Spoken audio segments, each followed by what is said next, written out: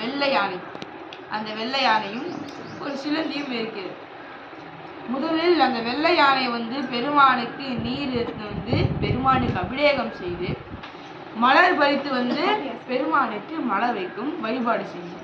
அந்த யானை நல்ல பக்தி மிகுந்த யானை.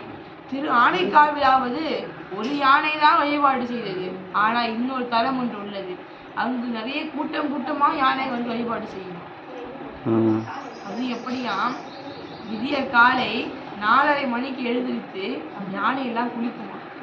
பெண் யானைகள் எல்லாம் குளித்து விட்டு முதல்ல பெண் யானைகள் எல்லாம் பூ பறித்து கொண்டு கோயிலுக்கு போகுமா பெருமான் அபிஷேகம் பெருமான் வழிபாடு செய்யும்.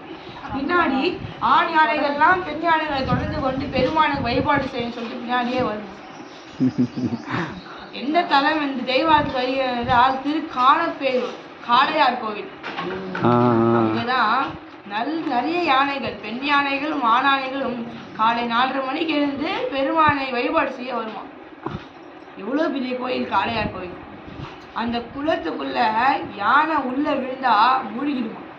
அவ்வளோ ஆழமான குளம், அவ்வளோ பெரிய குளம். அந்த குளம் நம்ம கூட குணாவதியா கூட தலையாத்திரை போகும்போது அந்த திரு கோயிலை பார்த்தோம். அது மட்டும் அல்லாமல் மருது பாண்டியனுடைய அந்த நினைவிடத்தை பார்த்தோம். எனவே அத்தகைய யானைகள் கூட பெருமானை வழிபாடு செய்திருக்கிறது. அதே போல இங்கு ஒரு வெள்ளானை நம் திரு ஆனைக்காவில் ஒன்றுமே இல்லாமல் வெட்ட வெளியில் இருக்கிற பெருமான். அந்த பெருமானை வழிபாடு செய்து கொண்டு வருகிறது. ஒரு சிலந்தி ஒன்று இருந்தது பக்கத்திலேயே. அதோடைய முற்பின்